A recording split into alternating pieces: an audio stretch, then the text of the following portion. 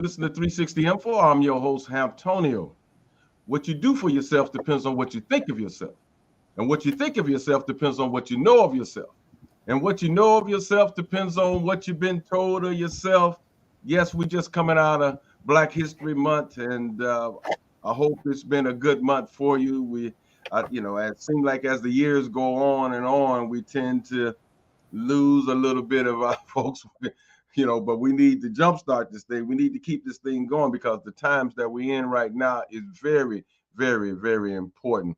Got a great show for you today. Great show for you today. Part two of a two-part series with our good brother Manu Ampim that is coming to Cleveland March 16th. Get your tickets. Give me a call. Send me a message.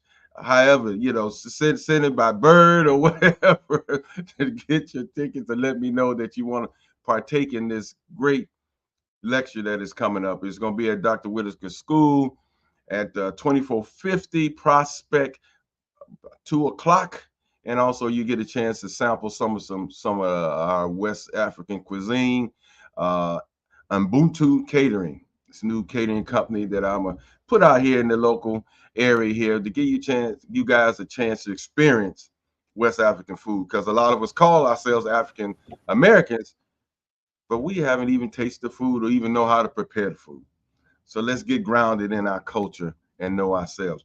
Also, we want to let you guys know that you can volunteer and be a part of our Juneteenth coalition, our inner city Juneteenth coalition. We're working on the parade, the Black History Parade downtown, the real Juneteenth.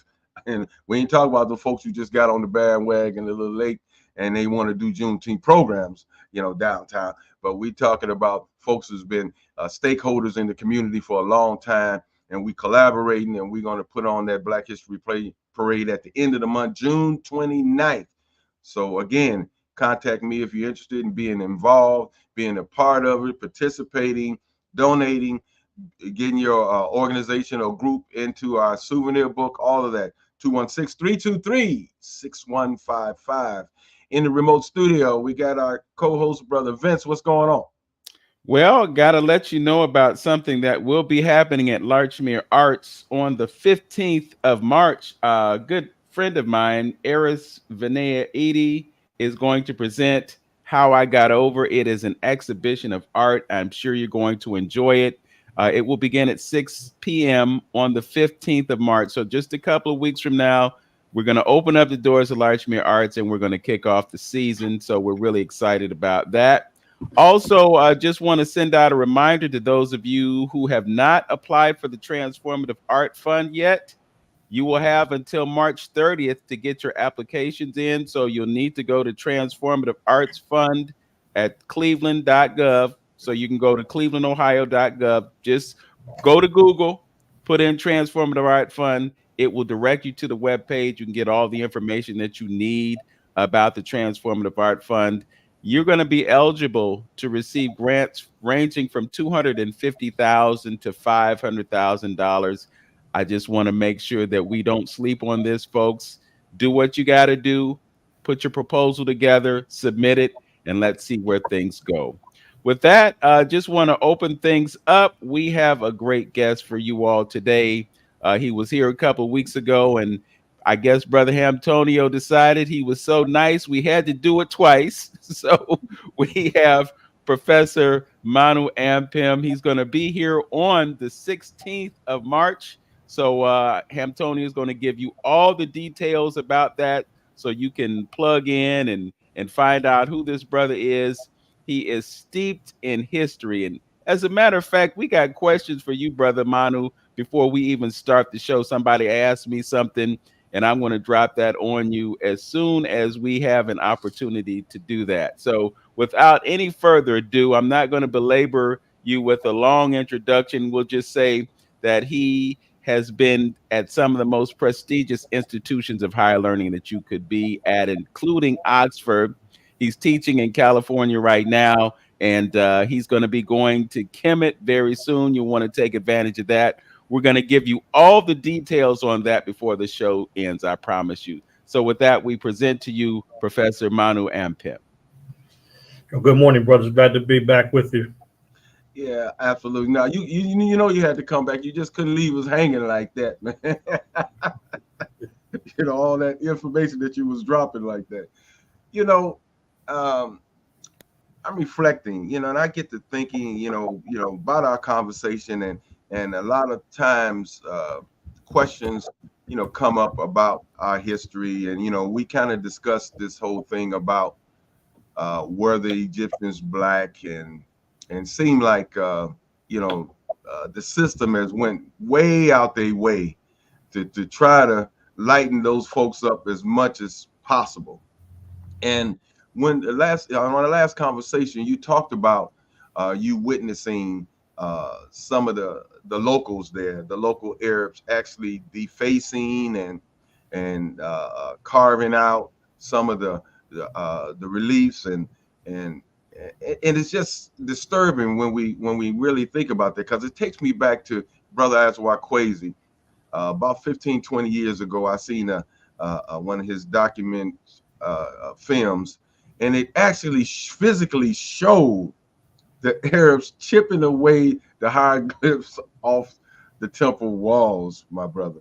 And now you see, right now, we face with, some of the issues that are going on in the States with them deciding what Black history that they're going to teach, and maybe in some areas eliminating it totally altogether because of it making their offsprings feel uncomfortable. How much of a high alert should we be in this country about what's actually going on and taking place? We should be very concerned. And what's been happening, as you point out, for decades is what I call the de Africanization of ancient images. And this is not from opinion or hearsay or speculation. It's the primary or firsthand research that I've been doing now for 3.5 decades. I've been doing diligent work in the field at pyramid sites, temple sites, tomb sites, and ancient residential sites and museums. And I've looked at over 1 million artifacts to carefully study them, not simply as a scholar and a researcher and as a historian, but with the eye of an optometrist, because you have to look at it with tremendous detail to see what the modern, not ancient, but what the modern conspirators have and continue to do. And they have systematically stripped the paints from reliefs and statues. They've carefully reshaped facial features to make the nose thinner and less wide, to shorten the width of the lips, and engage in all-out fraud. And so I've been able to be out in the field to document this with photographs, video footage, and on-site observation of making notes to see that these people are absolutely bent on the misrepresentation of images, because it's all about the idea battle. And some people think that they have a false idea that Africa's never contributed anything to the world, but yet we were front and center and at the apex of human achievement. So there are modern conspirators that are doing the dastardly work. So who are they? I've been writing about this since 1994. And you're right, Brother Ashra Kwesi. I did see a video clip of him showing that in the field, and it continues. But what we should be concerned about is this is an ongoing effort by so-called conservationists, so-called restorers, so-called archaeologists, so-called Egyptologists, so-called museum directors and officials. And these are people that have, in modern times, in fact, the Egyptians Antiquities Service in the 1880s, they were the pioneers of this absolute fraud. So when I take people to Kemet, it's not just a general tour, but it's a specific tour to look at not only the African high achievement in writing and medicine and the solar calendar and architecture and social organization and the high status of women and so forth, but it's also to document the shocking, very obvious and undeniable de-Africanization, where you can see what I call the dark legs, colorless face phenomena. In other words, the conspirators, when they're stripping the paint, it gives the appearance that the white limestone in which the image is carved on, it gives the impression that the white limestone somehow represents the skin color. It does not. The skin color is always painted by the ancient African painters and sculptors and artists. But when the paints are stripped by modern conspirators, they don't bother with the lower legs because most people never pay attention to that. They only look at the upper body and the face. And the reason why I know that is that not only am I studying the artifacts, I study the people who are looking at the artifacts. And this is not just from the past. When I was doing field work in fall and winter of 2022, the conspirators were added again. So what the modern Egyptian so-called conservation workers did was they completed the avenue of the Sphinxes that linked the Karnak and Luxor temples. It's about a mile and a half long, spectacular avenue where the Opet Festival, one of the greatest festivals in classical Kemet, was performed every year. And along that avenue of Sphinxes, you have some of the most outrageous and stunning fraud. So documentation beats conversation. So anybody that wants to see the clear evidence, or even has some position saying it can't be so, people are more honest than that. The heck if they are, simply go to my Facebook page. Just go to Manu Ampim, and you scroll down and you start looking at the end of 2022, and it is shocking how these people have recarved and reshaped noses. And it's amazing how they only attack certain facial features. And one thing about it is that limestone and granite doesn't just fall apart. It doesn't just chip away. It doesn't work that way.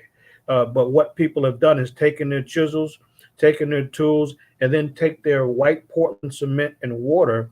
And then what they do is that after they shave and carve and remake an image, it's a dramatic makeover, racial makeover that takes place. Then they use the white Portland cement and their water, and then they can put in a patch, which doesn't even match the original paint, but they put in a patch in order to give the appearance of whiteness. This is absurd. The hundreds of thousands of hours that have taken place to engage in the fraudulent and ongoing de-Africanization. And I challenge anybody in the world to say it ain't so, because the evidence is obvious. And I've been writing about it and presenting about it and documenting about it since the early 90s. Wow. You know what? It's amazing. See, some would say, we're reaching. We just, talking just to make ourselves feel better. The question, Professor, why? Why so much attention? Why so much effort is being made to I guess, misinform the people? Because I know Egypt is, probably the number one tourist place on the planet. Okay, why so much attention? Why I guess a person can say the same thing as here in America, why they went through so great lengths to cover up our accomplishments, our achievements. I mean, what's this emphatic situation about, and what's drawing so much towards Egypt? Why we have to make Egypt white? Yeah, well, it's always a great question. It just shows the pathology that's involved. There's the pathological effort to systematically attack images that represent African high culture and unique contributions to humanity. It's a deep pathological obsession where people will jump up and down and they get excited anytime that we reclaim the contributions of our ancestors. I mean, these people will even jump up and down and go crazy over a movie and make it seem like a war has taken place, but they have no issue when they always have light skin and white skin actors masquerading as if they somehow represented the ancient Africans in the Nile Valley. The people who are in Egypt now, let's be very clear, they're latecomers, they're newcomers. They came literally over 1,000 years, after Kemet was already in decline and had mainly disappeared. So Africans had built a mighty Nile Valley civilization going back many millennia. And then Kemet is the greatest expression of this extensive Nile Valley civilization from Kush, and then Nubia, and then Kemet. And Kemet was at the apex of human achievement for quite some time, and 30 dynasties go by. And after the 30 dynasties, 1,000 years after that, the modern day occupiers in Egypt are masquerading as somehow they had something to do with the ancient past, and there's absolutely no connection. The modern Arabs in Egypt, they come from Saudi Arabia, they come from Yemen, they come from many other places, but they don't have any genetic or ancestral heritage at all. It's completely, it's not only fraud and a pathological attack on anything African, but it's also delusions of grandeur. This is just delusional, that people will go in and systematically not only attack and destroy images, but create fake modern docudramas. And then everybody in the docudrama they've all lost their melanin. And you would think that these people that are the actors are somehow representative of the ancient contributions, and they're not. This is why I've been on the case for decades to show definitive evidence of not only the African high culture and contributions to humanity that have been unparalleled, but also to indicate the modern conspirators who work diligently, who work overtime to destroy and alter these images. And a lot of people will ask, and they see, hey, Professor, why are the noses knocked off so often? Yes, that's a good observation, but what's more common than that is the reshaping and the remolding of noses that people don't necessarily see, because you're not going to see it from a photograph or a quick video clip that just kind of zooms in and moves on. You have to be out in the field and look at this evidence, as I mentioned, with the eye of an optometrist. And then you always see the telltale signs of modern fraud.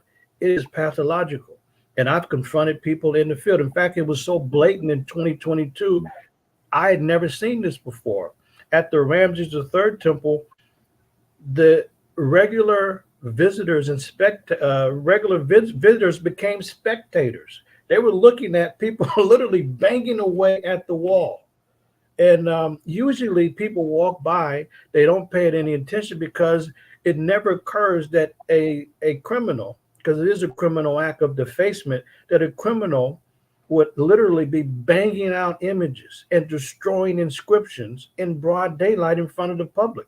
So most people, it never occurs to them that this is a modern public documentable crime that's taken place. And that's what happens. And that's what's happening in all of those areas. And if you look at the tomb evidence, temple evidence, if you look at all of the artifacts in museums, it is a systematic pattern of pathology. And I've documented it throughout collections in Europe. When I lived in Europe in 1989 and 90, I went to all the major museums, institutes, and libraries that had stolen African artifacts. And I had no idea that I would come across this kind of pathological pattern. And people have an idea about it, but unless you're in the field to look at it in intimate details, then you'll never know the length to which these people want to engage in, as I said, the delusions of grandeur, to take African contributions and try to claim it as their own. And when Black people reclaim our cultural heritage, then people want to rise up and have a change.org petition over a movie. They have no problem with the regular movies and the regular phony and fake docudramas masquerading as if it's some actual evidence. And now the other thing, I'll end by saying this, now the other level is that now is more and more pressure for those of us who go to Kemet and take educational groups. Now they want to know, why does the professor want to have a meeting room in his hotel? What is he going to be talking about? We don't want him coming and bringing racial issues. So the guy said, wait, excuse me. He's a professor. This is his work, his field work, as he's at archaeological sites. This is his work as a historian. So he talks about his research and what the group went and experienced today, and to prepare for the next day. Oh, we're concerned about this. Let me tell you something. Go tell them that no one's going to stop me from saying what I have to say, and they can't refute the evidence. I said, that's number one. Number two, tell them to come to my evening presentations. And I said, I want all of them there, and I want them there the entire time. And not only that, I want them to stay right there and challenge anything that I present. And that's it. I want them to deal with it right there rather than go off, misrepresent what was said, distort what was presented, and then go and tell the supervisor, who goes tell the director, and then it gets back to me that there's a problem. But now they want to make sure that people cannot speak even in the hotel. So okay, let's be clear about something. As my late mother would say, let's establish some ground rules. Not only am I going to speak to my group without hesitation or reservation, but I'm also going to do it out in the field and let somebody say it ain't so. I love to be out in the field because guess what? Documentation beats conversation. And guess what? Right there on that wall is the evidence. Now, if somebody doesn't like it, come on and let's deal with it in the field. But that's what's happening now. There's another level of tension about why we're even bringing people to the African Holy Land now. It's amazing. So we going are we talking in this vein of superiority complex or something? Are we there? You know, and it makes me think about. I remember, I believe it was, you know, good brothers like Asa Hilliard and the like. They talk about the Aswa Dam, and they talked about it being flooded, and so much documented information is underwater. It's underwater, and then you have I might be saying his name wrong, Wahas, whoever, you know, the guy Hawass. Hawass, yeah, and he just went through his little tour in the country here, trying to refute, you know, and I talking at the side of his neck about the Egyptians and possibly not being black and all those things. What's your take on that? And I have to go back and reflect back to some of the things our ancestors talked about, and some prophetic writings that talk about it as well, about a lot of the truths that are going to be that they're discovering and that's coming to light, you know, during these days. So if you could speak on that as well, on maybe where are we going and some of the things or some of the new finds that you might see that's on the horizon. Yeah, I appreciate that question. Well, Zahir Hawass, his background is interesting to say the least. Hawass is on every docudrama out there, even when he's not the one involved with the research. He wants to publish everybody. He wants to publicize everybody else's research and make the announcement to the media. And that's where the distortions take place. If anybody looks at Hawass's pattern, if a group of legitimate archaeologists are involved with an excavation, he shut them down where they can't even make a statement to the media without him punishing them and threatening to take away their permit. And not only that, but then when he comes, he wants to make the announcement. And check his pattern out. It's always something extraordinary. Oh, this may be the wife and the mother of King Tutankhamun. There's no evidence of that. He's just making it up. Well, this must be the so-called mummy of Hatshepsut. No evidence of that. It's just completely concocted and made up because he's had some of his academic training in LA, so he's got a Hollywood flavor to him. This is the Indiana Jones guy we're talking about. He engages in the fraudulent presentation of evidence. The researchers don't make these claims. He does, and it's always somebody famous. It must be the tomb of Imhotep. It's something that's going to capture the interest because people have heard of these names. But what about the evidence? No evidence. In fact, this so-called tomb that was found in the Valley of the Kings, allegedly, Hawass said it was, you know, some royal family. It's the family, it's the wife, it's the mother of King Tutankhamun, and there was no evidence that not only was it not a royal tomb, but not a tomb at all. And the researchers from the University of Memphis never claimed it to be a tomb. In fact, it was just a storage facility, a storage room. Nothing more than that. There's no evidence of a burial. But Hawass comes in to misrepresent. So his whole goal is to separate Africans from Kemet. He's been saying that for years, even when he had his office in Giza near the greatest statue on earth. The man had a office next to Haru Immaculate, or the so-called Great Sphinx, and then can somehow fix his mouth to say that Africans had nothing to do and were nowhere near Kemet. Really? And that, so when pressed, well, what ethnic group, what race were the ancient Egyptians? There's no race, it's just Egyptians. Huh? So they have no connection, no foundation, no ancestors, no beginning. They just pop up as Egyptians. So then that allows him to claim some fake ancestry. But people have to be very careful about Hawass, because he's been very good at misrepresenting the history and shutting down anybody that disagrees. And by the way, with the Egyptian Revolution in 2011, or they called it the Arab Spring, I think some of you may remember that. Guess what? The archaeology students, they were upset, and they marched down to Hawass's office to complain and protest that he was in the forefront of selling them a bill of goods, that they had these degrees and training but no jobs. So what did they do? They ousted him. Eventually, they ousted him from his office as his position as the head of the Supreme Council of Antiquities. So you didn't hear from him for a while. But now, maybe the last maybe about 3 years, he's made a reemergence.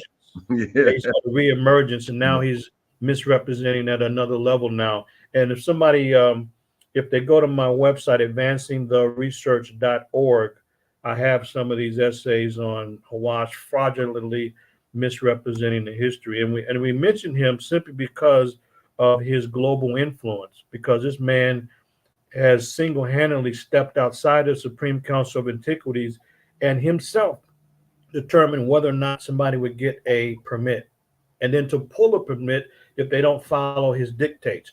Like if somebody goes to the media and makes a discovery and announces it, what's wrong with that? What's wrong with it is he doesn't get the credit. And this has been his pattern for quite some time. And this is not unknown. The only thing is that archaeologists will speak among themselves, but they're not going to go public with it, because guess what? He's back with direct influence, and he will pull a permit and stop people from going in the country just because they quote unquote crossed him. I mean, what is this about? It's not about history. It's not about science. It's about a man that's consumed with himself. And I can give many examples of him presenting a fraudulent history that's masquerading as something legitimate.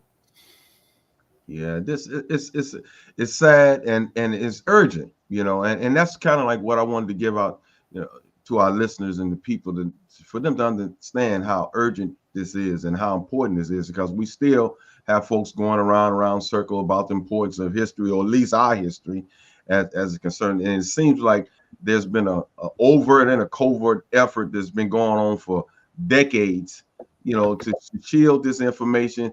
And if you want to just keep it real, it's there, just like even biblically, to include a group of people into this, and to keep with that same dogma of this propaganda that of their superiority, our inferiority, and to keep things based in where they're at right now. So I guess that's where it's always so important.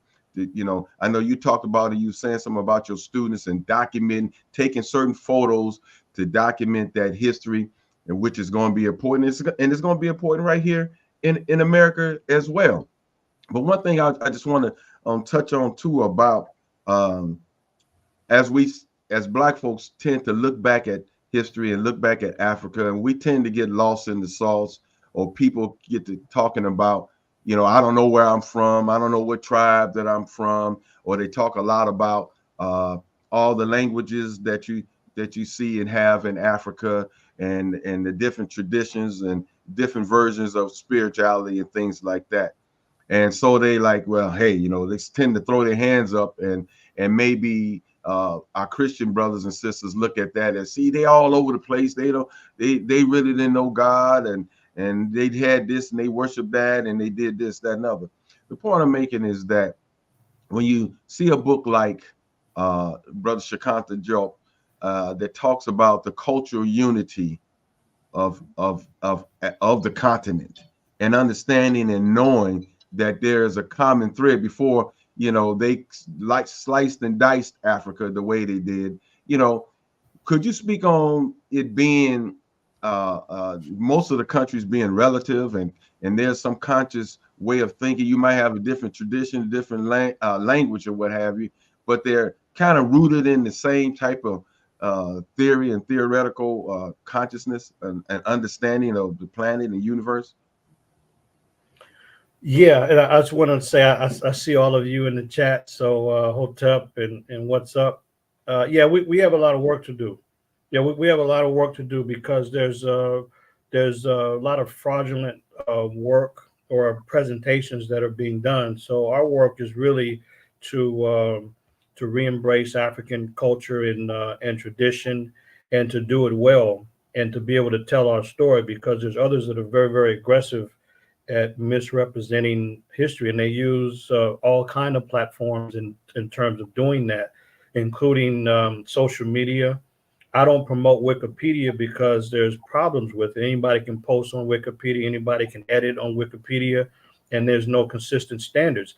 But the opponents use that to misrepresent.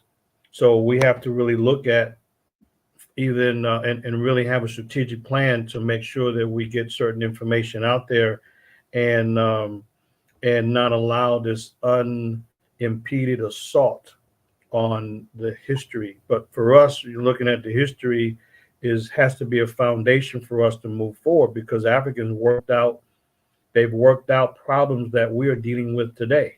They've worked them out.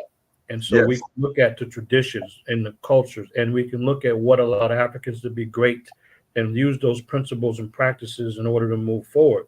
So this is why the memory and the knowledge of the past is important in the present, because it provides a foundation for the future. So it's not just going back to say that Africans were great in the old days.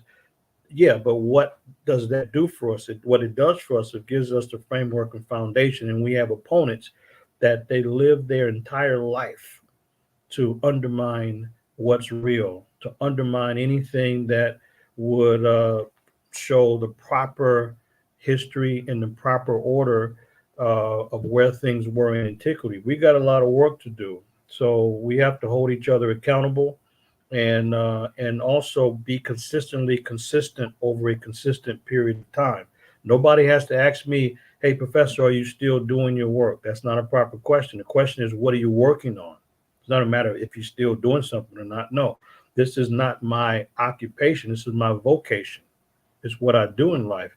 And we need more people to be on the case and aid and support in whatever way they can, or participate. But that's kind of where we are. And so I know we have a community of people that are ready, that are hungry, but we have to challenge ourselves and see, what do we need to do in 2024 to move the work to the next level? What have we accomplished? What have we actually achieved? And that's what it's about. It's about achieving the accomplishments and contributions, not only of the past, but even the present. I'm sorry if I missed any aspect of your question. I just wanted to bring home with that, and before I bring Brother Vincent to close out with the other part of the question about a common theme, a common theory about life, spirituality, that you in some of the travels and different cultural groups that you might have come across. Do you see a similarity on how they look at themselves, God, the world, and things like that? Because 100%, 100%, 100%, 100%. Yes, this is what I'm motivated by. As I do field research, not taking groups, I'm talking about actual field research in the Nile Valley and in the Omo Valley. 100%. I'm inspired. I'm motivated. I'm driven to be among those traditional people who still practice their traditional life ways. And what's amazing about the Omo Valley groups, for example, in like southern Ethiopia and northern Kenya, what's amazing about these groups, guess what? They don't care about anybody else. And because they don't care about what any other groups are doing, they maintain their authentic culture with little influence, because they don't care about anybody else. And so when I'm among them, and we've been able to gain some important inroads, It's the culture as it is, as they're not concerned about tourists and all that. Because when I go, guess what? Camera away, phone away. I'm going in as an authentic African who's returning home, and that's how they understand it. So they're open, and it's the rituals, it's the ceremonies, it's the traditional life ways that they are excited and proud about sharing. I've had meetings, for example, with a chief from the DZ group. There's over 40 different groups, for example, in the Omo Valley, indigenous groups, and almost all of them are practicing the traditional life ways in the village areas. And they have elders in place, chiefs in place, heroes in place. And it's amazing. And it's the ceremonies, it's the rituals that are still intact. And they have, it's amazing that as individualized as the group, as these groups are, there's still an overall commonality. There's a Yes. there's an overall unity of culture and spiritual ideas and beliefs. That's what's so amazing about it. So when Diop wrote his classic book some years ago, The Cultural Unity of Black Africa, I'm actually seeing that and experiencing that, and to talk to them about details. And it's amazing how open they are. So if I'm asking about the important rituals of marriage, birth or marriage, or some other kind of event, a passing of a great individual, and they wear the leopard skin outfit, who's wearing it? Only the most important people, a hero, someone who's a cultural protector and promoter of the group, or a chief, or somebody that is a respected elder when when they dance and have the ceremony and the leopard skin outfit. So if you come in superficially, they give you a superficial answer. Hey, why do you use the leopard skin for the ritual? They will say, well, we like the coats, the spots on the coat. I say, yeah, well, the cheetah also has spots. So it cannot just be that, because your view of the leopard is extraordinary. And then they go deeper. And so the DZ chief recognized that I was not asking average questions. I was delving deep into the cultural traditions and rituals, which I had seen and heard in among so many other groups. He gets up from where he was sitting. Next thing I know, it goes behind him to his compound. I'm looking to see what's happening because I didn't know why he got up. He comes out and he has his leopard skin outfit that he wears only in the most important rituals and ceremonies. And this man cannot be touched. He's a very high state. You can't go into his compound. You can't touch him. And so I'm learning about this. I said, wow, this is amazing, because he is giving me specific details and showing me the actual uh, skin that he wears, but his commentary, his explanation, his insight is the same that I'm hearing in other traditions in the entire region, and their high level connection to their culture, to their cultural traditions that link them back to ancient Kush, as they're part of the old Kushite empire from the past. But these are modern groups that speak a branch of the Cushitic language, and there's hardly anybody in the field to learn about these deep cultural ways for ceremony, ritual, and all of those things. So, yes, this is what's so exciting about it, is that the cultures are still intact, but it is a big but.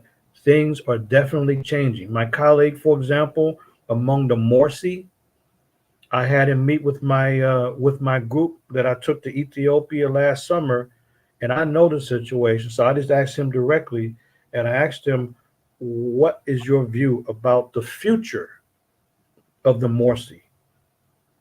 And I'm sure I probably surprised him a little bit, but I wanted to get it out. He said that he doesn't think his group's going to survive that Mm. long into the future, and it's a sad story for him, but so that's what's happening right now. Things are changing as governments are putting pressure on these groups to modernize, to take their land and make them join the monetary economy and get a job at the sugar mill, as opposed to the traditional hunting and farming. Those things are beginning to change. But when we win the trust of these groups, as we've been able to do over the years, you learn about the deep rooted traditions that are really phenomenal. and their connection to nature is second to none. How can they know that? How could they know? It's almost as if when they're explaining the leopard details, it's like how could they know? It's almost like they have them in a controlled area for systematic scientific study. This is how the details work. And now and they say that one by one group after another, and they're all independent. They don't care anything about the other group, so they're not hearing it from somebody else. But anyway, this is part of the extraordinary thing about the field work is you never know what you're going to learn. But the bottom line is we are dealing with people that are absolutely rooted to their cultural traditions and their understanding of social harmony and cohesion is a model that we certainly can learn from. Absolutely. My good brother Vince, what's that? I know I just wanted to take this opportunity to remind folks that you're listening to 360 Info Network right here on AM 1490 WERE. Our guest is Professor Manu Ampim. And at the top of the show, there was some information that we needed to let you know because we don't just have lightweights on 360 Info Network. Professor has taught in the Department of History at Morgan State University in Baltimore and at San Francisco State University in the Department of Ethnic Studies. He's also studied at Oxford University, and currently he's teaching at Contra Costa College in San Pablo, California, as well as teaching a 7-step primary research methodology course advancing the research. So we're really privileged and happy to have him with us today. We'd also like to ask you, as you are viewing us on YouTube and Facebook, please like and subscribe to our channels. It really does help us tremendously. If you subscribe to our channels, you can view this broadcast on my YouTube channel. You can also view it on The Journey with Hamptonio on YouTube as well. And we'd like to thank Professor Ampim for sharing the link to Facebook, because at present we have 30 folks watching us on Facebook and 8 folks watching us on YouTube. So you're doing great work, even from the chair that you're sitting in, and we really appreciate that. The message is like, comment, and subscribe. Also, just to let you know that we can go into overtime. So when the terrestrial broadcast ends at noon, perhaps we'll be able to spend some more time with Professor Ampim, and also let you know about a great event that is coming up on the 16th of March. Professor Ampim is actually going to be coming here to Cleveland. We're really excited about this, and we look forward to doing great things with him in the future. And with that, I'd like to pose a question to you, Professor. Someone called me late at night the other night, and his issue was research that was being done about the boundaries of Alkebulan, or Africa, as it relates to the northeast quadrant of that area of the world. I know, and you can probably corroborate this, that the boundaries of Africa are greater than what we are aware of right now. And somewhere between 900 BCE and 900 AD, there was this idea that that part of the world is actually the Middle East. But I'm of the opinion, and I'm not a historian as you are, but I'm of the opinion that the people who lived in that area of the world that we call Israel and Syria and Jordan and Lebanon, they looked a little bit different than the folks that are there now. And right now we're engaged in this war. So I just want to get an idea from you, who was living in that part of the world at that time between 900 BCE and 900 AD, and how did it actually become what we call the Middle East right now? Well, I appreciate the question, and I want to, give another nod and shout out to those of you in the chat. We're holding it down, and well, the term Middle East and this concept was created after World War II. So this is the 1940s. World War II ended in 1945. So it was the U.S. and Britain. It was the West that created this region, the middle of what? But that's what they did. They created the so-called Middle East. So apparently it's between Africa and the Far East. So the whole concept is new, to say the least. And But in that area north of, let's say, Kemet and the Sinai, where you have Lebanon and Palestine and that area, um, it really depends on the area specifically, and because politically you have different groups that are controlling and then not so much controlling the area, but you have clearly Africans in the area, but you also have people that we would consider to be of in the latter part of that time period that you mentioned, of Arab descent. But there certainly weren't Europeans there. There certainly weren't any so-called Jews there who are claiming that this is some ancient homeland that God gave them. Really, so it really shows a lot of this going on. But we do know that there's an African influence long before that, African influence and an African presence in that region. And so that didn't go away. Now, there others might have migrated in, and they did. So the demographics may have changed, and they did, but it still doesn't uproot the original African population that was in the area. It was originally African because when people were born in Africa, the Homo sapiens sapiens, that is, those that are anatomically human, this is the migration route right out of the northeast African area into Europe and into the so-called, what's now called, the Middle East. So it had always been Africans there, and in some cases they politically were in control and in charge. But there's also other groups that migrated through that area from the east. So you have a mixing and mingling, but it's an African root and foundation that's clearly there before there was the people who, what we call, who differentiated, because we have to go back even before this, the 900 or so. But those that differentiated or so-called mutated, before that physical change took place, you have an African population there for sure. But then you have it's a mixing and mingling that did take place, that's for sure, as well. So you do have different groups in the region, and then we have the emergence, as I said a little bit earlier, of the Arabs who started to migrate and establish some control in the area. But so that's kind of how we have to look at it. But it is different areas, there's different countries now, but there's different regional areas of control. So we have to really look at it in even more micro details. But as I said, there's a mixing, mingling, but there's an African foundation before that time period, and we have to look at that if we're going to have a full view. But the idea of the so-called before the Middle East, it was called the Near East, and that would include Turkey, for example, and from Turkey. So we're talking around the Mediterranean, Turkey, and then further to the east. So it was the so-called Near East before it was called the Middle East. Okay. So the folks who are running the country of Israel right now, and then the folks who are identified as Palestinians, I'm just curious about what real relationship they have to that area of the world that they are claiming right now. Yeah, the place was called Palestine for quite some time, and it had been known as Palestine.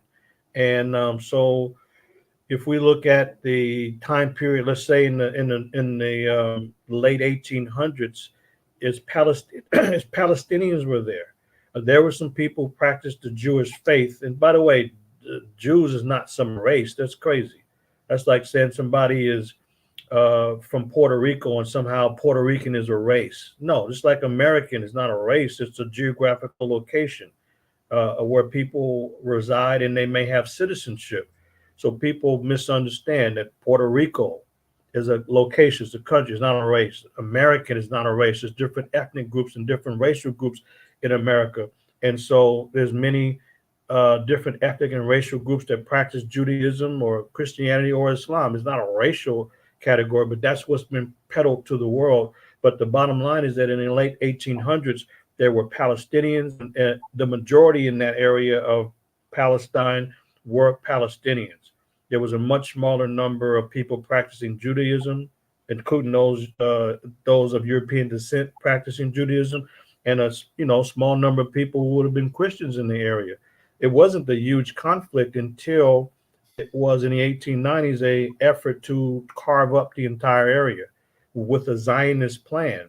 And so finally, this area that the British and the imperialists wanted to control and to move the European Jews into that area, even after World War II, right after the war, it still was considered universally across the world as Palestine. And the United Nations wanted to carve up, or as they called it, partition Palestine. No one called it Israel. There's no word Israel used. There's no country name. It was called universally Palestine. And so the British had controlled the area, and they wanted to settle, not resettle, but to settle European Jews to the area and to take over some of the Palestinian land. And so in the UN partition plan of 1947, you can see it. It is clearly and exclusively called Palestine for the Palestinians. And so once the state of Israel was created in 1948, that's what caused the conflict, where they claim to be the people of the book, and that this is their homeland. But you can say anything you want. You're not God. People are going to protect themselves and their homeland. So along with the help of the Americans and the British, and eventually they manipulated the UN to participate in this partition of Palestine. And then this is why the state of Israel was born in 1948, and they've been assaulting the Palestinian people for quite some time and taking their land, and no qualms about it. There are people that are older. There are Palestinians who are much older than the state of Israel itself that can take us. I've seen them do it, take people to where their home was taken from them, where their land was taken by Israeli settlers. But this idea that somehow this is the Israeli homeland and they can do what they want because this is their traditional land, based on what? Where's the evidence for that? There's a much older African population in the region. So by that logic, Africans have a claim to the land. So anyway, this I just wanted to share this because it's not that complicated if we really look at the longer view of the story. But even if we start in 1948, there's something wrong with the picture to wipe out people because there's a claim to the land. And by the way, Africans don't. The African view is we're caretakers and custodians of the land, not owners. Just like, how can somebody own the air? How could that make any sense? How can somebody own the great mountains in the world? So they don't see land ownership in the way that these settlers have gone and taken the land and to kill off anybody that's in their way. Yes. In the name of God. The people themselves don't see it that way at all. So the Palestinians clearly have right to the land.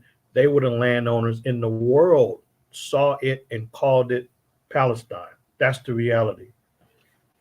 Okay. I have another follow-up question I want to ask you, but we just have a few more minutes before our terrestrial part of this broadcast ends. So I'm going to save that question for the other side. But I just want to get to the heart of the Bible as an authentic historical document. You are a historian, and I'm sure that you look at timelines and you look at other books in comparison to that book, and that book, as you just stated, is used as a justification to claim that land. But the question in my mind, is it historically accurate to utter that pronouncement? We're going to answer that question on the other side, but we need to give folks details about your book. We also need to give them details about your appearance in Cleveland. So I'm going to toss the baton back to Antonio and let him give you the details on what's going to happen on March 16th, and also what folks can do to get that great book that you've done volume 2 of. Yes, Antonio? Again, folks, the March 16th. All right, right here in Cleveland. Get your tickets, 216-323 6155. If you're in Cleveland, it's going to be in Dr. Whitaker School, Wings Academy. We're going to talk about the school as well and getting your children enrolled into the school, Afrocentric school, which they need to learn and know about. That's 2450 Prospect. 2450 Prospect at approximately 2 o'clock, and there'll be a West African cuisine sampling as well to go along. We have the lecture first, and then we'll chop it up and meet and greet and hobnob with my good professor as we sampling some good West African food as well. Tickets are $15 in advance, 20 at the door. 216-323-6155. Professor, tell them how they can get your book.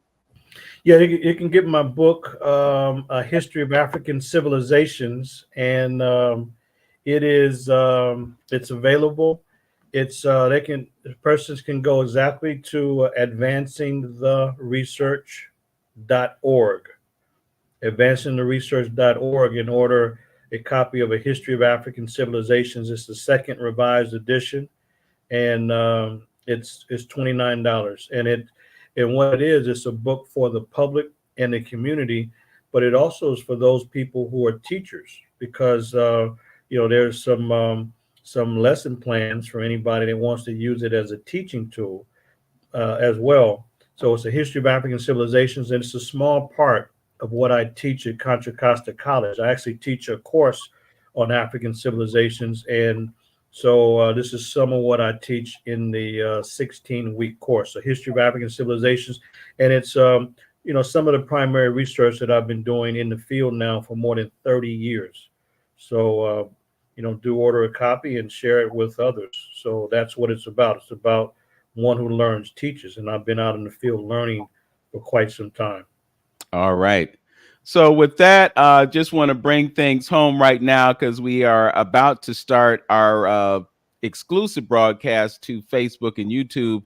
And at this point, I'd like to ask everybody who's watching us on YouTube right now, please like and subscribe to our channel. We bring guests like Professor Ampim to you on a weekly basis, and we want you to take full advantage of the scholarship that comes through this channel, 360 Info Network. Also would like to remind you about the event that will take place at Larchmere Arts on the 15th. Eris Edie, she's a dynamic artist and poet, and she's going to be there in full effect. Also, just want to give a shout out to our engineer. We could not do this program without him. He is the glue that holds us together. So Tone Harley, my brother, we really appreciate you, and we appreciate your audience as always. Know yourself, love yourself, be yourself. Make today your best day. Peace. Peace. All right. We are live on Facebook and YouTube. Our guest is Professor Manu Ampim, and he's doing great things. Professor, I look at your work, and it's not really fair to compare you to Dr. Runoko Rashidi, because you both have accomplished great things within the span of your careers. But I just want to give you your flowers while you are here, because the work that you're doing is so important. We have to tell history as it really happened, and you go through the painstaking efforts to see what was there, to amplify what was there, and to show what's there, so there's no confusion about what's going on in this world and what we need to know. So I want to get back to that question about the historical accuracy of the Bible, because there are some people that their default is to that Bible as if it is the only historically accurate document in the history of the world, and everything revolves around it. But then there have been so many other books that have been written, and I'm just wondering how your research lines up with the accuracy of the timelines that are given us in the Bible, especially considering the fact that human beings have been on this planet for more than 6,600 years. So if our frame of reference is relegated to that narrow window, there's a whole lot that happened before that 6,600 years, and we need to know. That's a great question.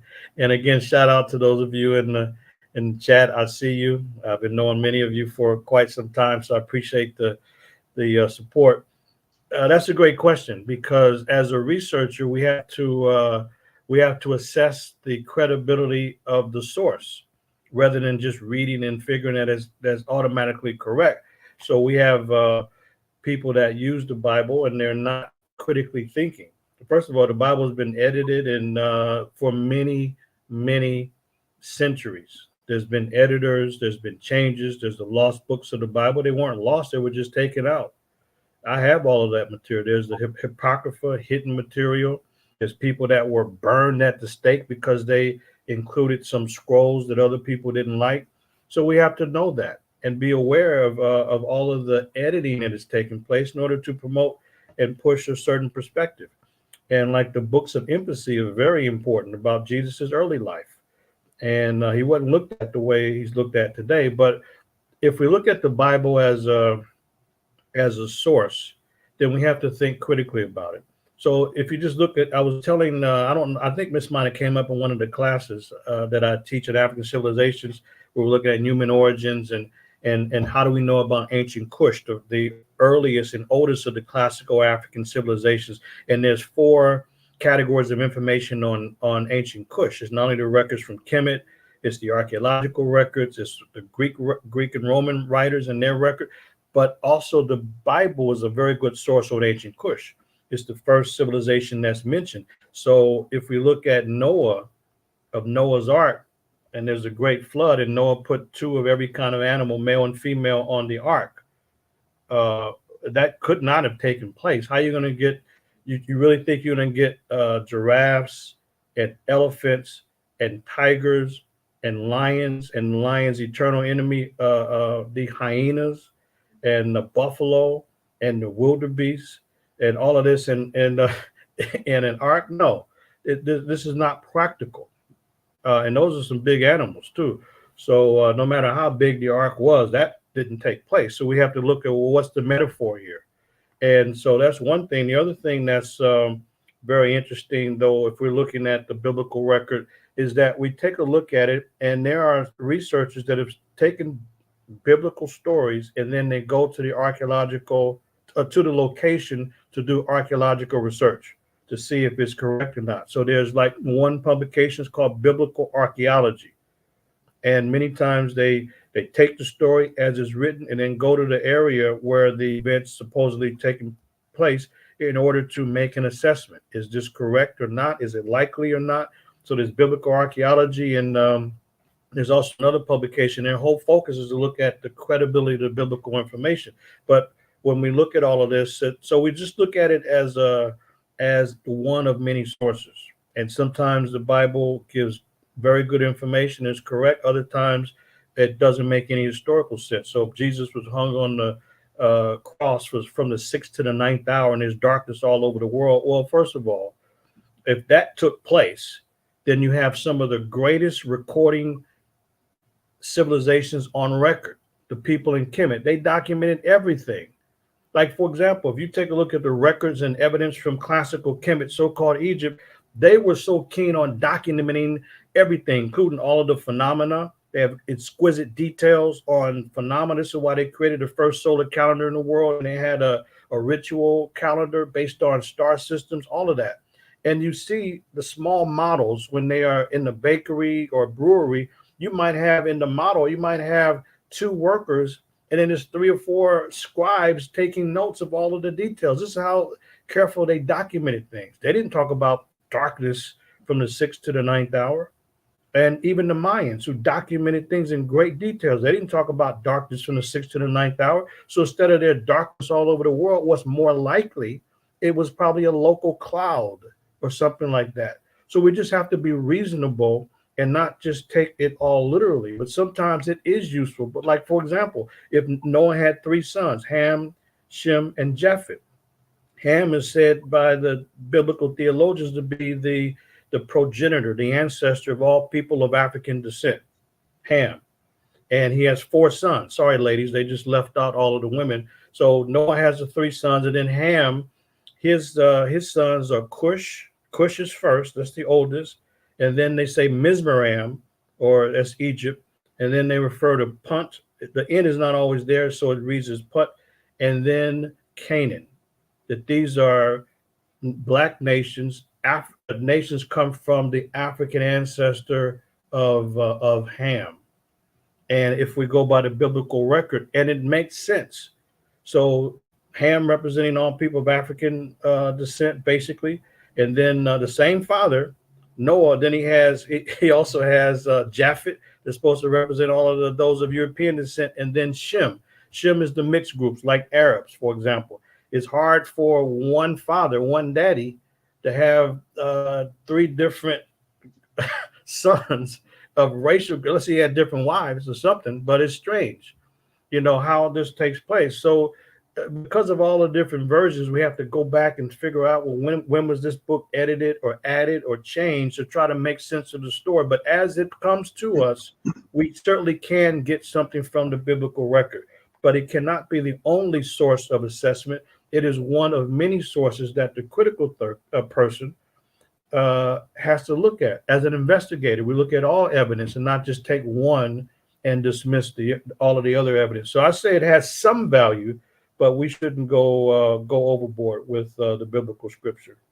Well, I think it's important to look at the fact that there were translations, and there were also books that were left out, and there was also the agenda of those who shared that book with us. And one of the things that we know for a surety is that it was used to justify the enslavement of African people around the world. So that's why the question is so relevant, because we kind of focus on that as the sole book that defines our existence, but you also talked about the difference between the literal and symbolic. I mean, I've thought about that all the time. Did two mosquitoes go aboard the ark? And then the animals that are naturally inclined to consume other animals, did they all of a sudden have a suspendence of their own natural proclivities? So, okay, well, we're on the ark. I can't eat that dog, or I can't eat that cat. Or what about the fish? You've got all those different types of fish. Did you get one of each kind of fish on the ark to exist in an unnatural environment? These are questions that a 7-year-old would ask, and sincerely want to get an answer to that. And what kind of answer do they get? Well, sit down, shut up, and accept what we're telling you. So exactly. No, those are excellent. I just wanted to say this briefly. Those are excellent points for sure, and because that's what I say. I want to talk to the third grader, because they're going to question you and challenge what's being said until you can be clear about it. So, so some of that is doesn't make any sense. It really doesn't, because you're right, the agendas, the different versions and all of that. And Nat Turner rose up and used it against the enslavers.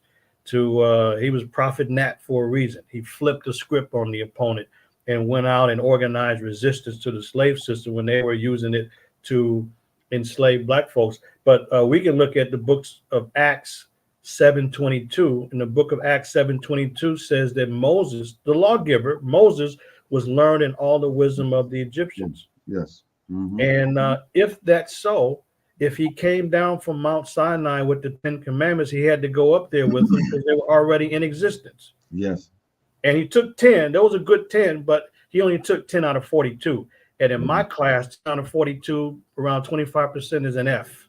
It's not good enough, because he took 10 from a much larger comprehensive system of 42 declarations of innocence. Mm-hmm. And so we can get some things from the biblical scripture, but you're absolutely 110% correct, Brother Vince. We have to look at the larger picture and what's the agenda that's being peddled and presented as people embrace the text. And some people may not like it, but there's a difference between evidence and ideology. And that's the whole point. That's the whole point. And I think, like I said before, the system has done so good of a job in keeping us away from critical thinking. You could just say that, from critical thinking, because we, turn our backs towards everything that was going on over in Africa. So therefore, we have no reference point. We have nothing that we can compare things to. When you like in college, our college students, you do a comparison contrast paper. You look at both sides of the coin And then you come up with a good analysis or a good theory or thesis or understanding of everything. But it's just simple. We just recently started really getting into the landscape of Africa, the political, the geo political landscape and things like that that's going on in Africa.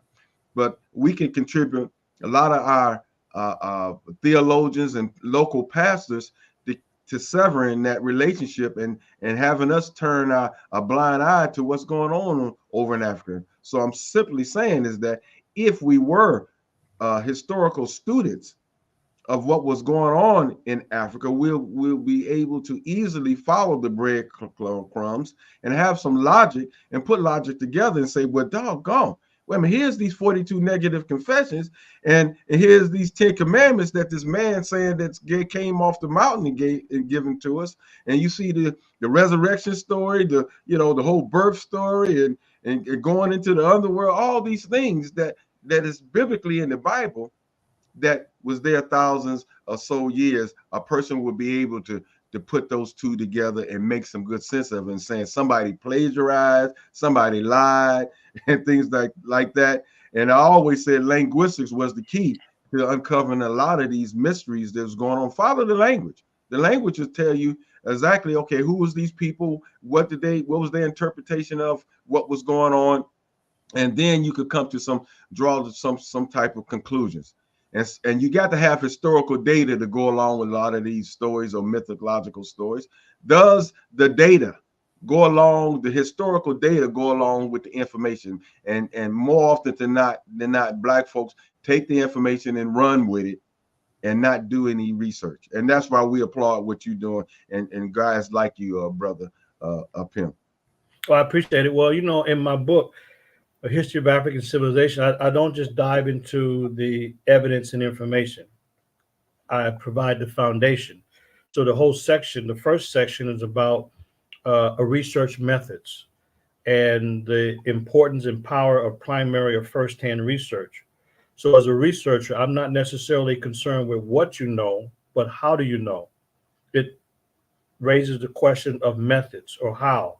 And so I have a section to distinguish primary from secondhand information, and even change contrasting primary from even tertiary information, because the further information gets from the original source, the more inaccurate it is. Yes. So I always tell people and even warn them that our mission today is to help prevent the spread of ignorance. It should be a law against the spread of ignorance. And I need more people to join our campaign. We've got many converts.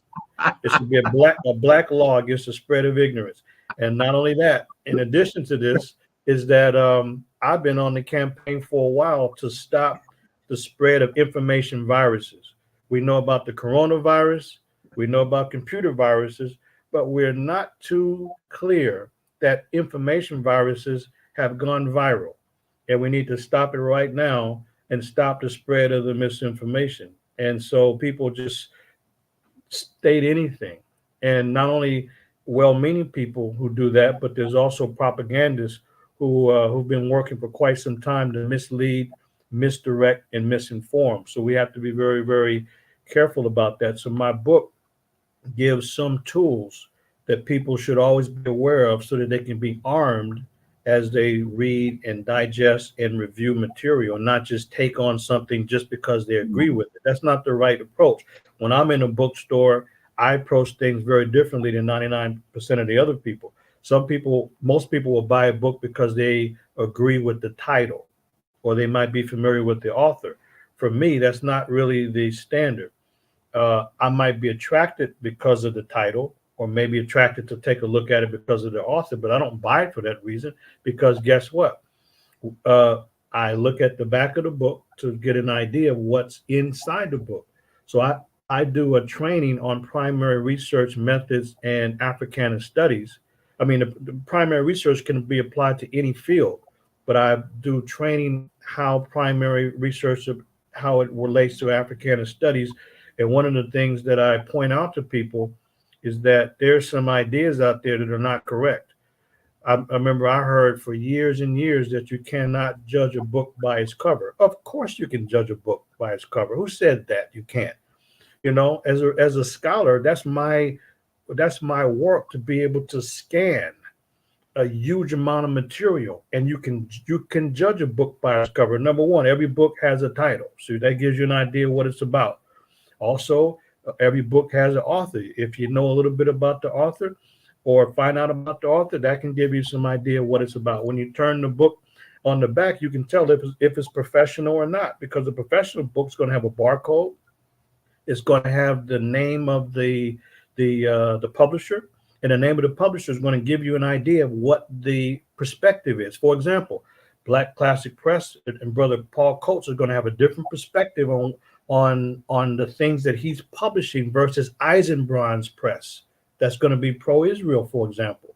So of course you can judge a book by its cover, because you look at the publisher, and not only that, in addition to that, you will have a blurb about the book and the author. That's all on the back cover. You haven't even opened up the book.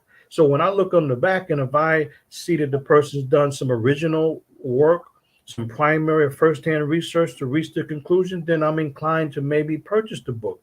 But on the back of the book, if there's no information about the person, or just some quick statement that this is somebody that went to a couple of conferences and lectures and now has an opinion about, so I'm not inspired by that. That might be okay, but I'm not, as a scholar, I'm not interested in that to further what I might know or consider. But you can always judge a book by its cover. You can tell if it's professional or not, or what method a person used. So I train people in learning how to evaluate and assess and scan material, so that you don't have to flip through all the pages to get an opinion. You know that long before. So there's many things that we can learn, but I would say the biggest thing is that we need more of you, and I see you online now, to join the campaign against the spread of ignorance, and make sure we can halt and put a stop to the widespread information viruses that are out there. Just quickly, Vance, let me do this real quick. One of our good brothers, our local scholars here, he wanted to drop this on you real quick. Have you heard of a book called The Skeptics Annotated Bible? No, I haven't. Okay. He wanted to know if you heard of that. Okay. All right, go ahead. Right. Okay. Sentiment asked a question at 11:45 in the last hour, and I'm hoping that he is still with us, but I'm going to share this question with you and then give you an opportunity to address it. He's asking, the ancient Egyptians believed that the ancestors came from Ethiopia. How do you explain that? Well, they didn't really say that directly. And Ethiopia, by the way, did not exist as a country.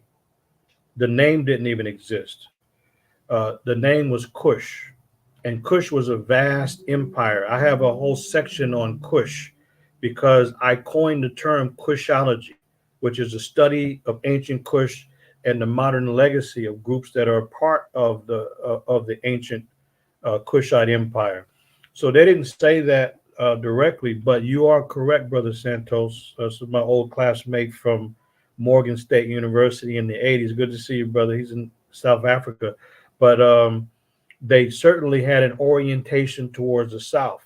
They certainly looked at the southern area around the Ethiopia, but even more specifically around the Horn of Africa and Somalia as God's land, or the Holy Land.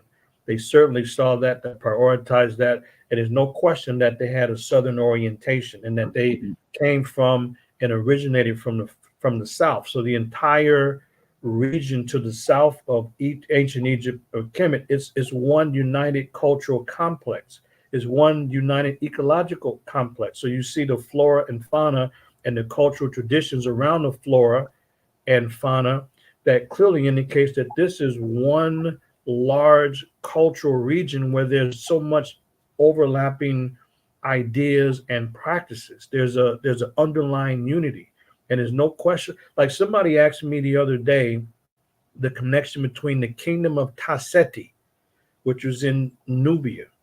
Tasseti was on the border between modern day Egypt and southern Sudan. Tasseti, and he asked me about the kingdom of Tasseti and the first district in Kemet, also called Tasseti. So yes, it shows that there's not much difference. There's not much distinction between Kemet that emerged and the ancestors of those in Kemet that came from the south and went down north, not up north, because in the south you have the mountains and the Nile runs downhill from south to north, and the flow of culture and people also flowed from south to north. So there's definitely a link, and you're totally correct about that. That's what I'm in pursuit of as I do my field work, is the origins of Kush, of ancient Kush. So it's part of my work in the field of Kushology. So that takes me to not only just Egypt or Kemet, that's where I started, but I had to go south to Nubia. I recognized that wasn't enough, even though that was important. So I started doing field work in Sudan in 2007. I recognized that wasn't enough. So I've had to continue to go further and further south. So this summer, I'll continue to work in South Sudan and in the whole region, Kenya, Uganda. That's the area that you see the the foundations and origins of Kush, and I'm on the case to pinpoint the origins. But Chancellor Williams is correct, a great researcher. We can't really put a date on it because it goes so far back into the Stone Age, and it seems to be ready-made. The further we go back, we have high-level culture, so we don't see an evolutionary development. It seems to be there already.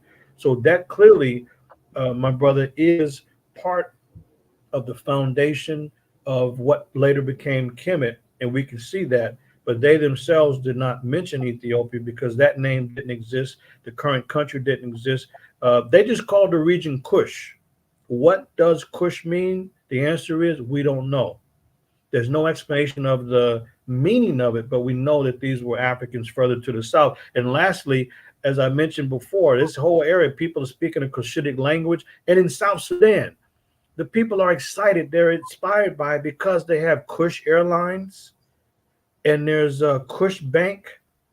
And, you know, so there's a lot of connections to Kush, but it's been many years since the foundation and the origin and the direct influence of Kush. So we have a lot to try to remember and reconstruct.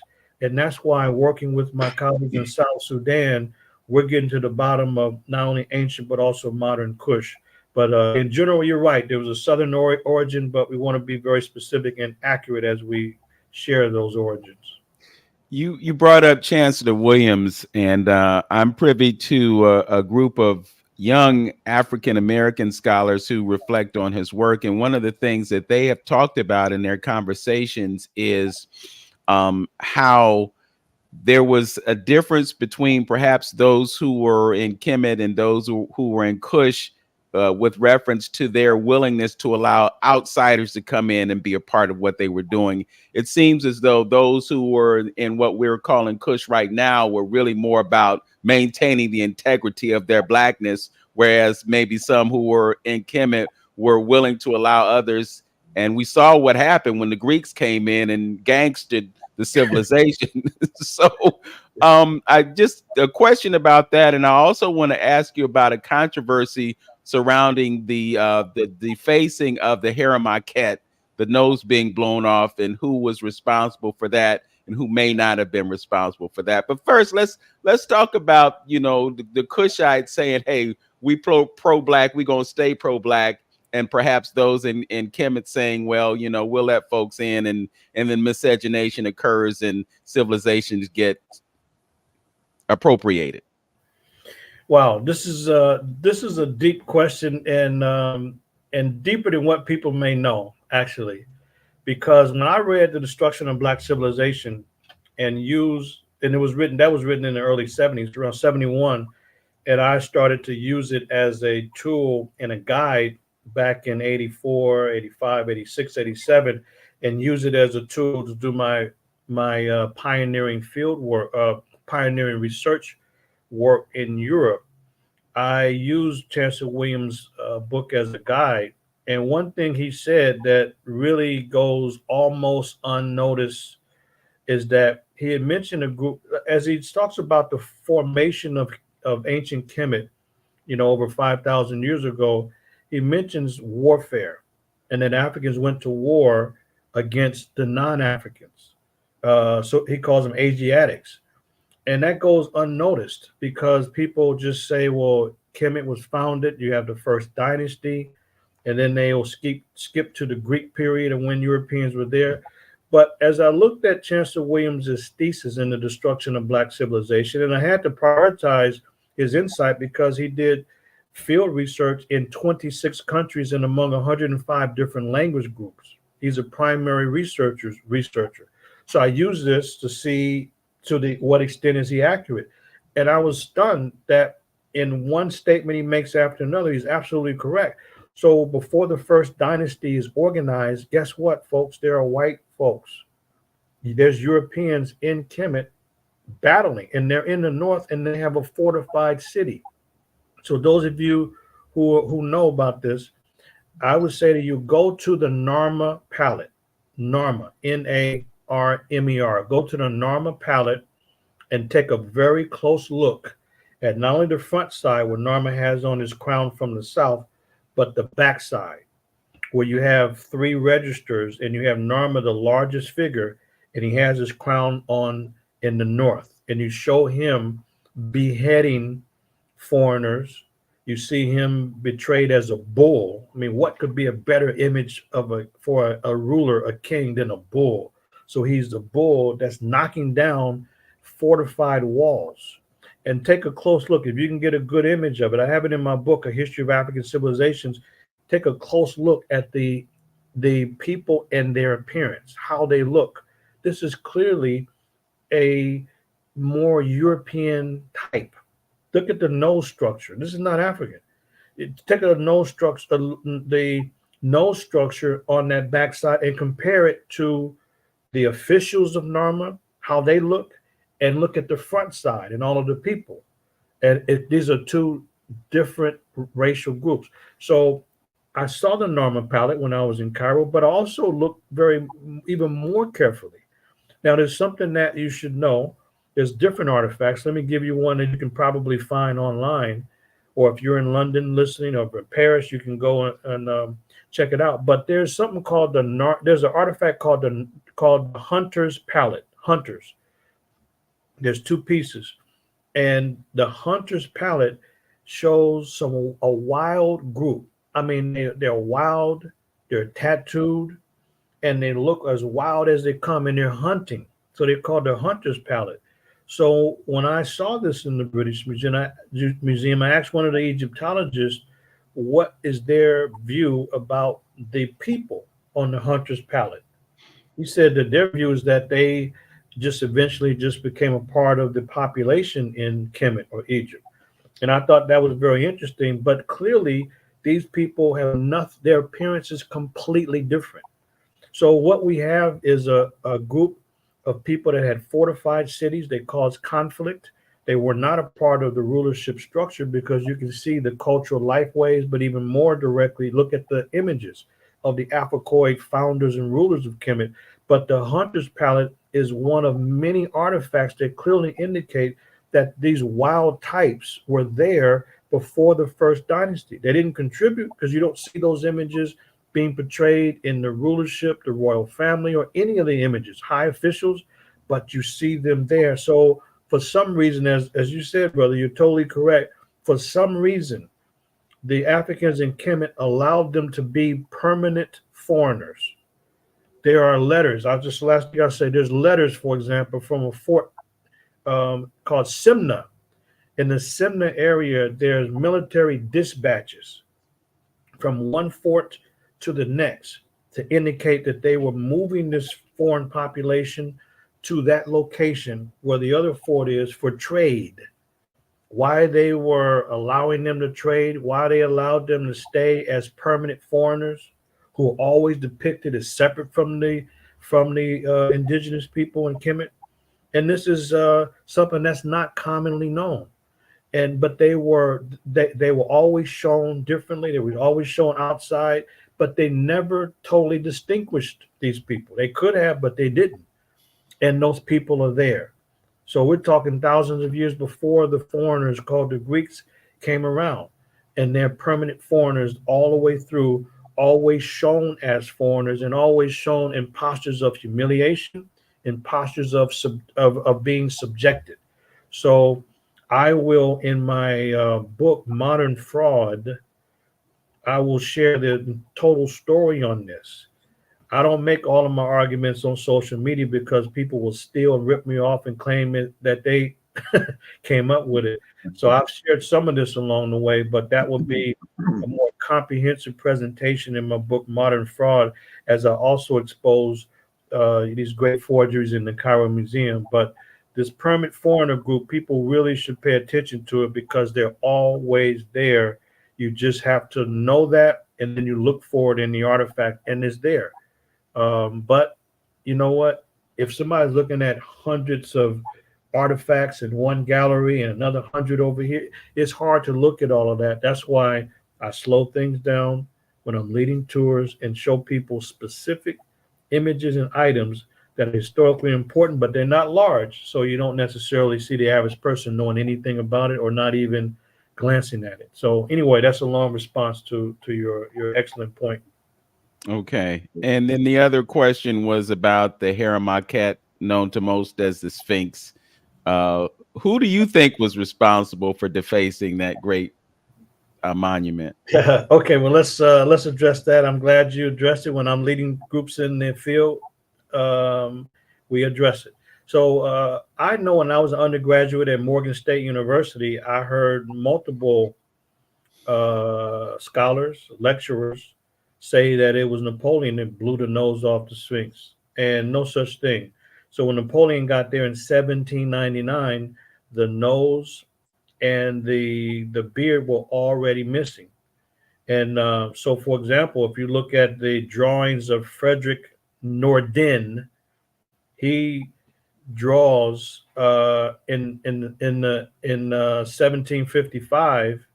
He went to Kemet to specifically document monuments such as the Great Harua Market. And this is before the days of cameras. So Nordin, you can see it online, folks. Nordin actually draws the nose and beard missing.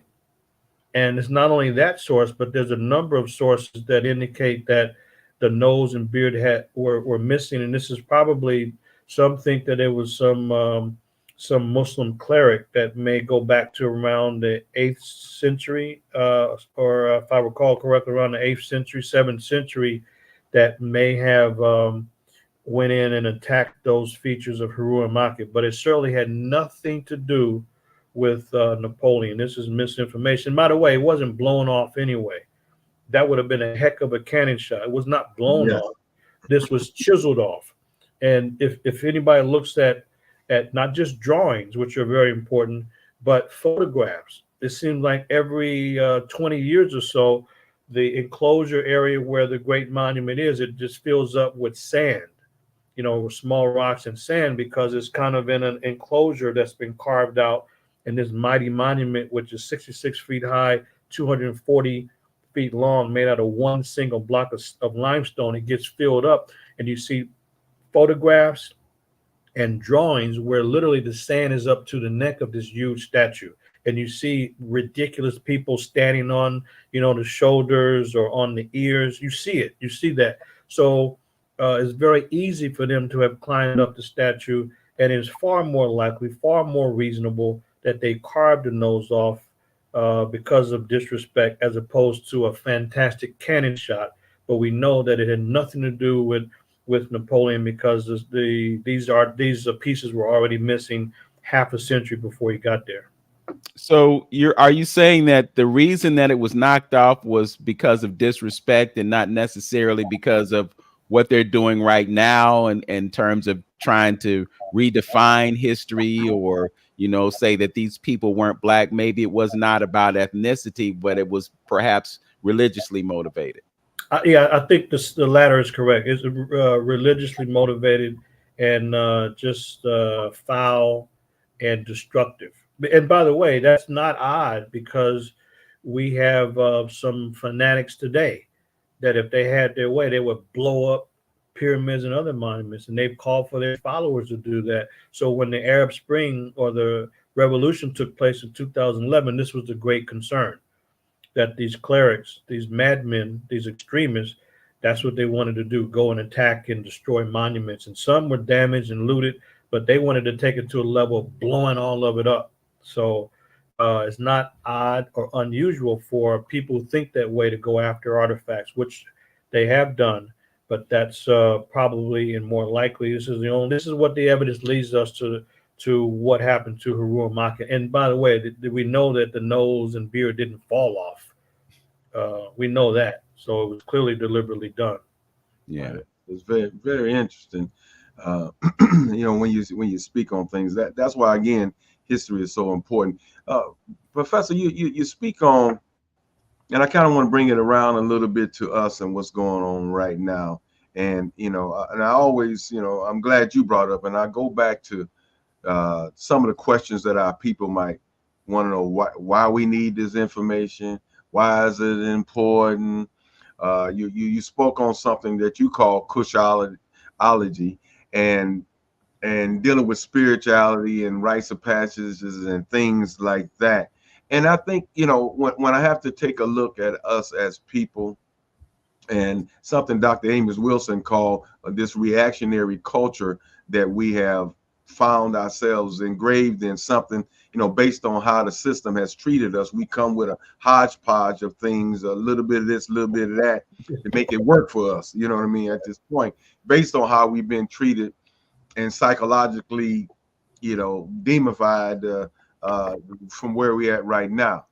But I think culture, that 7-letter word, is so important to us coming up out of this stupor that we are, this ignorance that you were talking about right now, because it gives you the foundation of everything. And if we would know, based on other people's culture, which has stolen from ours, this whole rites of passage piece, or this initiation piece, and things that teach us how to live, and our purpose of a man, woman, child, community, and our responsibilities are missing so far, removed from us as a people. Again, if we would do this, Sankofa, and look back at those things, I think it would do so much for us as a people. Your thoughts? Yeah, I agree. I agree, my brother. I think that this is part of what we need to do. We have to make it real and relevant, So what is this going to do for us? Well, it's about the idea battle. And we have to win the idea battle. And what people do every day when they wake up, and it's the ideas that they have. This is why we do what we do. So it's very important for us to learn the practices, principles, and apply them. But there's no way to move forward. When any group is in the quagmire or the position that they're in, like we are, people of African descent, there's only one of two things. Either we've never had a way and we lost our, either we never had a way, but we're always dependent on somebody else as second-class citizens, slaves, dependent on them for food, shelter, clothing, education, transportation, and healthcare. So nothing is going to be new now because it's always been that way. Or number two, we had a way and we lost our way. And clearly that's where we are. We've lost our way. So we can't try to catch up, as Frantz Fanon would say. We can't try to catch up with the decadence of Europe or the decadence of Euro-America. There's no solution in that. So we have to use our own traditional life ways and experiences to solve current problems. This is why this is so important for us to take the things that allowed them to work those problems out in traditional and ancient African culture. This is the principles and practices that we can apply today. So this is where we are. We have to use the experience of it's foolish. It's ignorant for people to think that we're going to solve problems or try to solve problems, just come up with creative ideas without looking at the foundation of how this has already been addressed and solved by Africans in the past and in indigenous cultures right now. So that's what we need to really look at. And by the way, in the chat there, brother, I think brother Terry. So yeah, Frederick Lewis Nordin. There's another image you can find. That's the front image. You also see a side image of Frederick Lewis Nordin, where the beard and the nose are missing. And by the way, lectures are okay, but be careful. What about the evidence? I've heard some of the most ridiculous lectures that have nothing to do with facts at all. And like for example, if I can say this just to show you, I used to think that all of Africa everywhere was hot. And just out of ignorance, I didn't know. I took my Yeah. first geography class, geography of Africa class at Morgan State, and learned that I didn't know anything. I was just listening at other people and learned that everywhere is not hot. It just depends on where you are. It's not super hot in South Africa. Check the weather out. And not only that, but in elevated areas, it's not hot. That's why in Addis Ababa, Ethiopia, it's really it's a temperate climate. It's not hot. Doesn't usually get past the upper 70s or something like that. So, and I also learned that so I had to correct that. I also had to correct what I thought was the Nile River being totally magical. Wow, how can a river flow from south to north? Well, because of gravity. That's why all the hills are in the south and the valleys in the north. So that's not the only river that flows from south to north. It's just it's just basic little things that I needed to reconsider in order to begin to question and critique things as a critical thinker. And that's what I ask people to do is not just listen at a presentation, but let's go to the evidence so we can stop the spread of misinformation. So your scholar in South Africa has a question for you. He says, with the current civil war taking place in Sudan between Africans and Arabs, is it a repeat of the destruction of Black civilization in the 21st century? Good assessment. I would say yes. The Arabs, they are the Jinjuit, the so-called rapid support forces. No. They're Jinjuit. In Arabic, Jinjuit means devils on horseback. Devils on horseback. So the Jinjuit, they're genocidalists, they're murderers. So what makes the Sudan situation even worse, it's kind of hard to compare vicious genocide, but worse is not only the killing off of the indigenous African people, but enslaving them as well. So that on the western portion in Darfur in Sudan, the Masalit and other indigenous African groups are being literally, all the men are being killed by the devils on horseback. Then they rape the women so that the offspring will be from them. And they're being helped by the Wagner group in Russia and the United Arab Emirates. So all those women and all these folks that want to go to Dubai and buy all of this stuff, keep in mind that these are the very folks that are fueling the genocide in Sudan. These people that are not cultured, they don't know, I want to go to Dubai and do what exactly? Just to spin, because they see the high, the high social media people, influencers going to Dubai. And these are people that are vicious. They're viciously anti-Africans. They're funding genocide so they can do what? Steal the gold. Steal oil, literally steal. So yes, it is modern destruction of Black civilization and Black people. My adopted family in Sudan, for example, more than 120 people have been displaced from the Khartoum and Omdurman area since the outbreak of the war in April 15th of 2023. More than 120 people displaced because the Jinjuit, they're genocidalists, and they literally want to uproot Africans from their traditional homeland of Sudan. So please keep an eye on that. We have to do something. We have the families scattered everywhere. It is not a good situation. But the Jinjuit, and by the way, Omar Bashir, and Bashir was the dictator for 30 years, and he was overturned and overthrown, Bashir, in 2019. Time flies, but it hasn't been good because it was a civilian uprising, but the military took that over. So the people are kind of lukewarm to support any of the groups, including the military and the Jinjuit, the devils on horseback, and Musa Halal and other killers who've been killing Africans in Darfur for a while. So it had not been an African-Arab conflict. It was Africans like Omar Bashir claiming to be Arab so that he can, as they did in some generations back, have high status. So you have people that are fundamentally African in every way. They're physically African, but the mentality is Arab. So because they speak Arabic, they practice Islam, but they make up a fake pedigree, a fake family lineage that's not even there. In order for what? Social status. So when I first went, I'm looking for the Arabs. I didn't see them. Then I recognized that a lot of the people say they're Arabs because they have an Arab mentality. It's the same thing that what black folks would say somebody's a so-called Negro. They don't mean the race or ethnicity, they mean the mindset. That's been a problem in Sudan that's been growing now because of the disruption and chaos. Now you do have a legitimate growing Arab population among the Jinjuit who are mixing with Africans. So you have Arabs and you have an Arab African mix that are in Western Sudan and the eastern part of Chad, causing havoc and looking to take over the entire region to steal the land and to make tons of money on not just owning the land, but the gold, which they're doing now with the Wagner Group in Russia, and to steal the oil and any other resource that's there. It's a problematic situation. It's very difficult.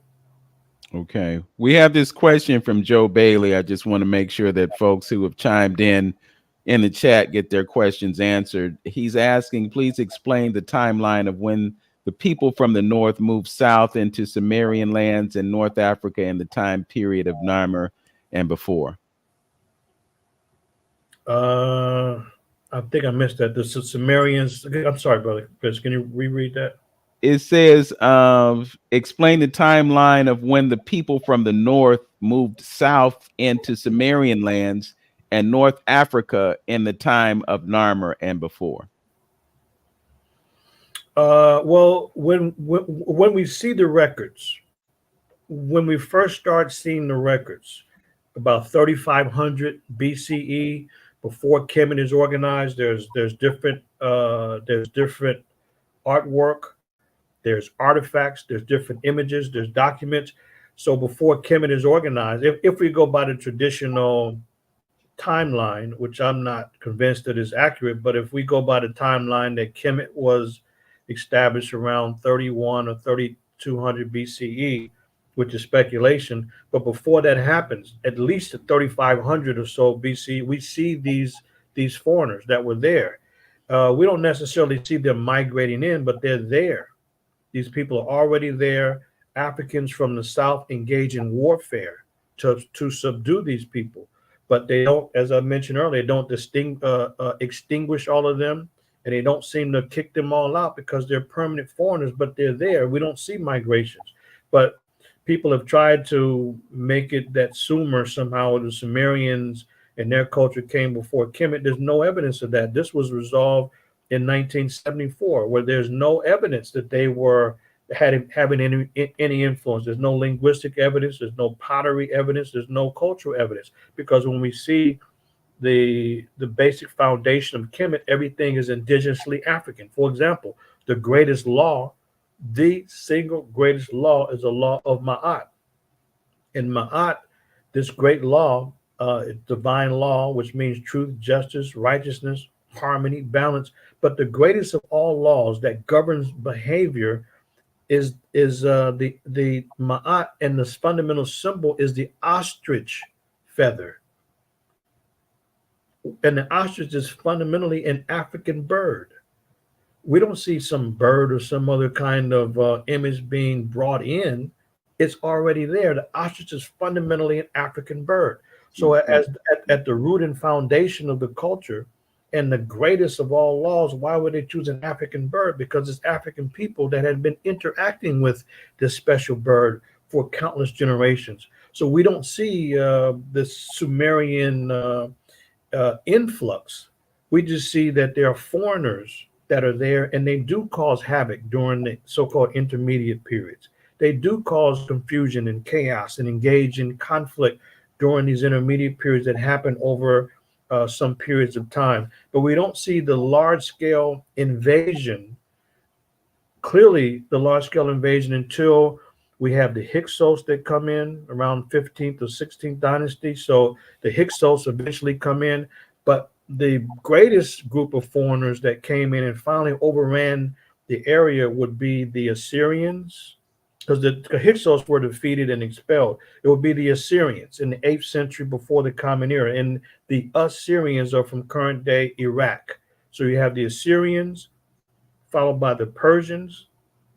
Persia is Persia or Iran. So you got the Assyrians, the Persians, the Greeks, the Romans, and the Arabs. So it's like a series of invaders that come in from the outside. That's when you have a real full-scale invasion and migration. But early on, the people were there, but there's no evidence really of when they came in. They, like I said, when we see the historical record, they're there. Then Narmer fights them, subdues them, and creates the great first dynasty in the region. But long before that, we have to go south to Kush. And by the way, Kush, the homeland and heartland of Kush was in current day Sudan. That's where Kush was located. It's not limited to that because it was in the vast area of Sudan, Egypt, South Sudan, Somalia, Eritrea, Djibouti, and Kush was across the Red Sea in Yemen and Saudi Arabia. All this vast area. However, the heartland of Kush, the area where the kings ruled from, was in current day Sudan. That's why we have twice as many pyramids in Sudan as there is in Egypt or Kemet, and all kind of other mighty monuments. And that's why on the cover of my book, The History of African Civilizations, I couldn't do any better honor than to have on the cover the greatest of all of the Kushite builders himself, and that is the great Taharqa. He's the single greatest builder in the history of Kush. Yeah, that's one of Dr. Rashidi's favorite kings. Question though, Professor. Yeah, when you talked about these invasions and you talked about these migrations, and there's information out there, and I think it's not enough information out there to talk about that the fleeing and the migration. When these invaders happen to the west, sub-Saharan to the west, to Mali and to Nigeria and Ghana. Have you run across any research or information that kind of speaks to that migration, that fleeing, and the information becoming underground and moving out to the west coast of Africa? Yeah, that's very important because Africans were not stable. I mean, they weren't stuck in one place. So they certainly migrated because of trade. They migrated because of changing weather and environmental patterns. So we have a lot of migration.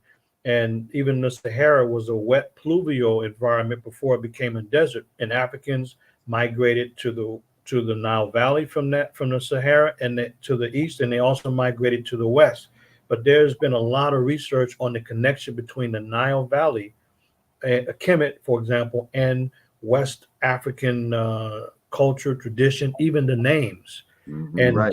Diop was one of many that started to focus on that, and it's a definitive connection between East and West Africa. So there's a lot of work that still needs to be done, but there's a lot of work that has already been done in terms of the material culture and the language connection as well. So West Africa is definitely in the house when we're connecting it to the east. All right. We are out of time. The professor has reminded us that he has another broadcast that he needs to get to. So we're going to kind of pivot and end the broadcast, but invite you to come to Cleveland on the 16th of March. We'll post details about that event so that you can get tuned in and you can make that trip to Cleveland, because I can guarantee you it will be worth your while. Professor Ampim, thank you for joining us on 360 Info Network today. Thank you, Brother Vince. I'm glad to be here, and I look forward to holding it down in Cleveland on the 16th. So I hope to see the folks that's tuning in as well. So thank you, brothers, for the work. All right. Hotep, my brother. Hotep. Yes. Mm-hmm. All right. All right. Peace. Peace.